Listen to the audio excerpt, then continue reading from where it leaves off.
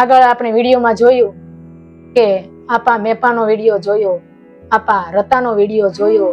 આ બે ગુરુ ગેબીનાથના શિષ્ય હતા. અને ત્યાર પછી આપણે જોયો કે આપા જાદરાની જે વાત છે એ આજ આપણે આ વિડીયોમાં કરવાની છે. તો મારા વિડીયો તમે જોવો છો, લાઈક શેર ને સબસ્ક્રાઇબ તો તમે કરો જ છો ને હજી કરજો, પણ તમને વિડીયો કેવો લાગ્યો એની થોડીક તમે કોમેન્ટ પર કરજો. તો આજે મારે તમને જે વાત કરવી છે એ છે આપા જાદરાની. આપા જાદરા કોણ હતા, શું એનું જીવન હતું, એના વિશે મારે તમને આજ વાત કરવી છે. તો આગળના વિડીયોમાં આપણે જોયું કે સોનગઢનો એક દરબાર કાઠી આપો જાદરો અને એના સસરા કે એના મામા જે કયો એ આપા રતા. આપા રતાની ભક્તિને એકવાર એને જોઈ, એના સતને એને એકવાર જોયું અને એનું જીવન બદલાઈ જાય છે.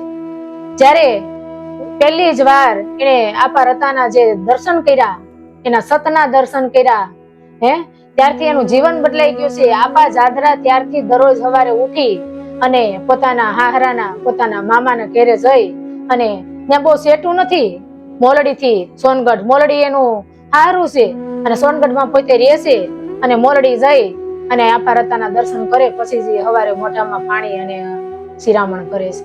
ત્યારે આપા જાદરા એક દી જાય છે, આપા રતાને દર્શન કરે, બીજે દી જાય છે, ત્રીજે દી જાય છે, રોજ રોજ અલગ અલગ બાના કરે છે કે આજ કારજ માટે આવ્યો હતો, આજ અહીં પ્રસંગ માટે આવ્યો હતો, કાલ હું અહીંયા ગોધન ચારવા આવ્યો હતો, તે વાસરું રહી ગયું હતું લેવા આવ્યો હતો. ત્યારે આપા રતા એમ કે છે કે તમે હાસુ બોલો, રોજ રોજ હું કામ બાના કાઢી અને અહીંયા આવો છો? તે એમ કે છે કે તમારા દર્શન હાટું આવું છું. મેં નિયમ લીધું છે કે જ્યાં લગીને તમારા દર્શન નહીં કરું ત્યાં લગીને શિરામણ નહીં કરું. ત્યારે એમ કે છે તારા અહીંયા આવવાની જરૂર નથી, તારે ત્યાં થાનમાં જ આપા મેપા છે, એના દર્શન કરી, મારા દર્શન જ બરોબર છે એમ કહી અને અમે બે ગુરુ ગેબીનાથના શિષ્ય છીએ, તો આપા મેપાના દર્શન કરીને તો મને પૂગી ગયા બરોબર છે. તે કુંભારવાડામાં જઈ અને આપા મેપાના દર્શન કરે છે. ત્યારે ચોરી છુપીથી કરે છે, આપા મેપાને નથી ખબર પડવા દેતા.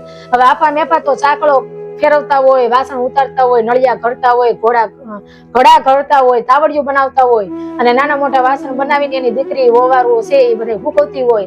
અને આવા સમય એકવાર આવી અને એ આપા મેપાના દર્શન કરે છે, પણ એની જે પેલી સાપ હતી ને ખરાબ લૂંટારાની, એ હજી માણાને હજી ધ્રુજ આવી દે છે.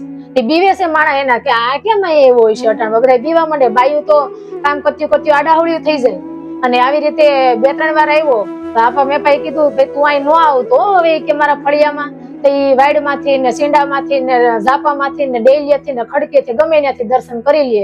તે ગામના માણા એમ કે છે કે આપો જાદરો રોજ અહીંયા શું કામ આવે છે, તું ધ્યાન રાખજે, અહીંયા રોજ શું કામ આવે છે? તો એક દી એને કીધું કે તું કેમ રોજ અહીંયા આવીશું? કે તમારા દર્શન કરવા હાટું.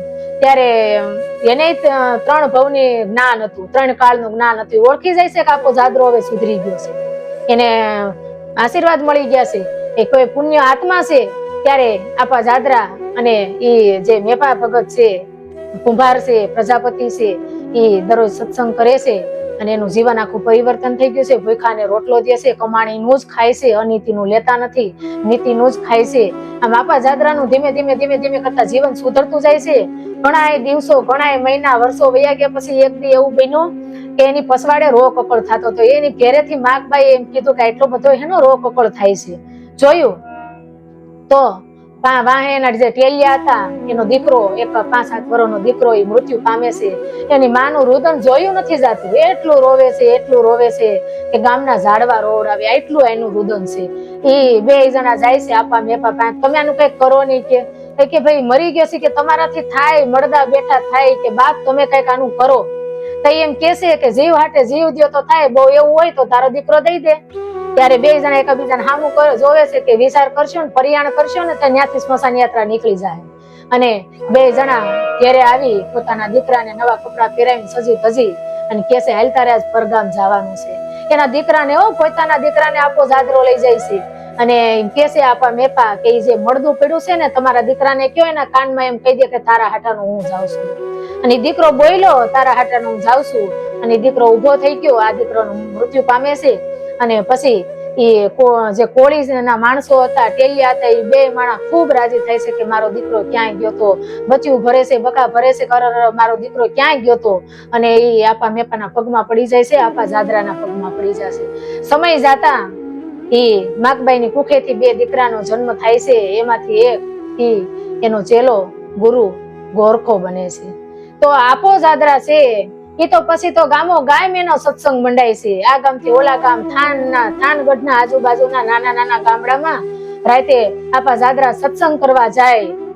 કોઈ દુખિયા હોય એના દુઃખ મટાડે, કોઈ ભૂખા હોય એને રોટલો દે, નિર્ધન્યાને ધન આપે, અને જે માણસો અનીતિના માર્ગે જતા હોય એને સારો ઉપદેશ આપી, સારું જ્ઞાન આપીને નીતિના માર્ગે વાળે.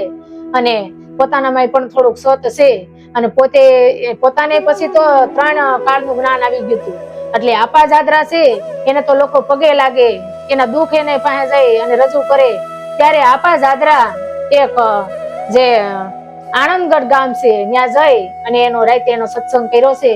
તઈ એની પાસે એક ગામના કાળા ખાચરને ઘેરેથી કાઠિયાણી પોતાના એક 15 વર્ષના દીકરાને લઈ અને હાલી આવે છે આ આપા જાદરાના દર્શન કરવા. બધા ગામના માણસો રાતે પોતાનું ખેતી કામ કરી, વાળું પાણી કરી નવરા પડે એટલે એ આપા જાદરાના દર્શને આવે, આપા જાદરાના સત્સંગમાં બે. તો એ કાઠિયાણી એક દીકરાને દોરીને આવે છે. તો એ આપા જાદરા છે આજુબાજુમાં બેઠેલા માણસોને ચેલાને પૂછે છે, આ કોણ છે બેન? એ કે એ આપણા ગામના કાળા ખાચરની ઘેરેથી કાઠિયાણી છે. તો કે આ કેમ એને દોરીને આવે છે? એ કે એનો દીકરો છે. કાઠીને તો ઘણા સમયથી ગામતરું થઈ ગયું છે, એનું અવસાન થઈ ગયું છે. કાઠિયાની રંડાપો ભોગવીને આ આંધળા દીકરાને મોટો કરે છે. તો કે આ દીકરો આંધળો છે? હા, આવી કે બાપ એમ કરી અને આપા જાદરા છે એ પોતાની પાસે એને બેહાડે છે. બેહાડી અને એમ કે છે કે હું કામે ને આ વિધવા માને તું હેરાન કરશો? તારે તો દુનિયાને આખું દેવાની છે, તારે તો નિર્ધનને ધન દેવાનું છે, વાંજ્યાને દીકરા દેવાના છે, કોઠિયાના કોઢ મટાડવાના છે, જે શરીરથી રોગથી પીડાતા માણસોને તારે રોગ દૂર કરવાના છે, અને તું તારી માને હેરાન કરશો? તારું નામ શું છે? કે દાનો. એની માને એનું નામ દાનો પાડ્યું છે, આપા દાના. એ કે ઓહો બાપ, આખું ખોલ એમ કરી અને આપા જાદરા પોતાના 2 હાથ એની આખું માથે મૂકે છે અને એમ કે છે કે આખું ખોલ. ત્યારે આપા દાના એ આખું ખોલીને ત્યારે એને દેખાવા માંડ્યું. તો વિચાર કરો, આ આપણા જાગતા પીરાણા છે.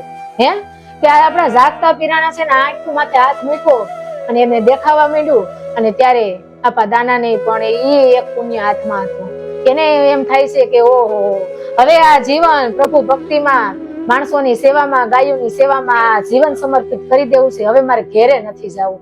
એની માં બહુ એને કહે છે કે આય બાપ દેજો ડોડા બાંધી તો ઘેરે તો આયેલ પગલા પાડી જાય કે નહીં.